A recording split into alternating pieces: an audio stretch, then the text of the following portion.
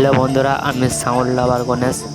পাপাইদা DJ কবিতা কি বলছে শুনো বন্ধুরা। লাস্টে আমি বলছি, সবাই মিলে একত্রিত হোক, একত্রিত হও, এবং মাইক ম্যানদেরকেও বলছি, যারা মাইকের মালিক আছে তাদেরকেও বলছি, তারাও এক জায়গায় এসে এক ছাতার তলায় সংগঠন তৈরি করে একটা আন্দোলনের মতো করো, নাহলে বক্স আগামী দিনে চলবে বলে মনে হচ্ছে না এখন, যেটা দেখে সব কিছু বুঝতে পারছি। তাই বাকি ছেলেদেরকেও বলছি এবং মাইক মালিকদেরকেও বলছি, আগে দেখে কম বেশি দেখে যোগগ্রাম চৌরাস্তার তলায় একটা অনেক কথাই বলেছে, তো সেরকম সবারই আওয়াজ তোলো, এটুকুই বলতে চাই।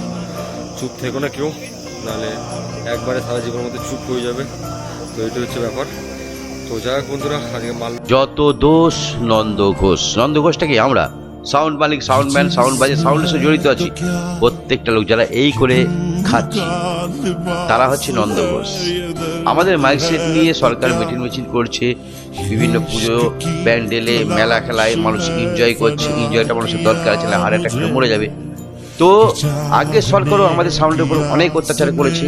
নতুন সরকার আছে, তারা পুরোপুরি একেবারে যে ধরনের নিয়মকানুন বার করেছে পুরো ব্যান্ড হওয়ার মুখে।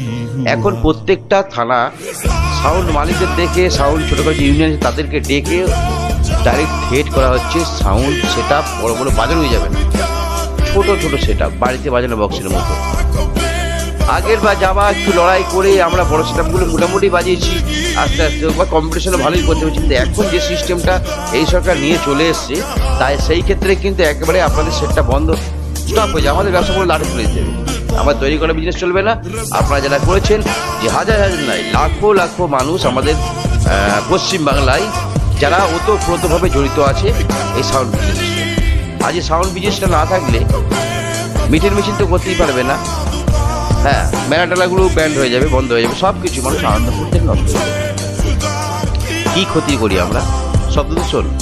যেখানে মেলা হয় সেই সময় মানুষ জানে এখানে মেলা দুদিন ধরে ধুমধাম বাজবে, যারা বোঝে তারা এটা নিয়ে কথা বলে না। কিন্তু এটা করে কেন কাটি করা হচ্ছে আমি বুঝতে পারছি না। তো প্রত্যেকটা সাউন্ড মালিক এবং সাউন্ড অপারেটর এবং সাউন্ডের সঙ্গে জড়িত যারা আছেন প্রত্যেকে মিলে একসঙ্গে লড়তে হবে, একসঙ্গে একটা সিদ্ধান্তে পৌঁছাতে হবে, যাতে আমরা সরকারের কাছে গিয়ে এই বিষয় নিয়ে তাদেরকে বোঝাতে পারি, আমাদের ওপর যেন আঘাত না হয়। আসলে আমাদের যে সেট আপটা বাজায়, আমরা তো সরকারের ট্যাক্স দিইনি, যে মালটা কিনে সেটাই দিই। তো সরকার যদি বলে আপনারা মাইক সেট বাজাবেন, সব কিছু করবেন, ভাড়া প্রতি টাকা দেবেন, তাহলে দেওয়া যায়। কিন্তু এত লোকের পেটে লাথি মারাটা ঠিক নয়। লাখো লাখো টাকার মাল টোটাল পড়ে নষ্ট, টোটাল প্রত্যেকটা জায়গায় মাইক মালিকদের টাকা হচ্ছে। আমাদেরকেও ফোন করা হয়েছিল, আমি তৈরি করি, আমাদেরকেও নিষেধাজ্ঞার আওতায় ফেলা হতে যাচ্ছে। যা কথা বলেছি এখনো সমস্যা নেই, কিন্তু বাজাতে দেবে না, এটা ঠিক বাজাতে দেবে না। এমনকি বলা হচ্ছে যে কোনো বড় সেটা রাস্তাতে গেলে ধরলেও আটক করে দেওয়া হবে। কী করবে? প্রত্যেকটা মাইক মালিক এবং প্রত্যেকটা সংগঠন এবং যারা ওতপ্রোতভাবে জড়িত আছেন আমাদের সাউন্ড সেটআপের সঙ্গে, যারা এই বিষয়ে আমরা চলাফেরা করি, খাই, আমাদের সংসার চলে, আমাদের ফ্যামিলি চলে, তাদেরকে বলছি সকলে একত্রিত হন এবং অবশ্যই সরকারের দৃষ্টি নিক্ষেপ করার জন্য বাড়িতে বসে থাকলে হবে না, ডাইরেক্ট একেবারে আমাদের নতুন মুখ্যমন্ত্রী শুভেন্দু বাবুর সঙ্গে দিয়ে দেন। আমার মনে হচ্ছে সলভ হয়ে যাবে। হ্যালো বন্ধুরা, আমার পাপাইদার আর কবিতার কথা শুনে আমার এটাই মনে হচ্ছে সবাই এক হও, নাহলে ভবিষ্যতে আর কোনো বাংলা বক্স বা কোনো মাল থাকবে না। সবাই এক হও।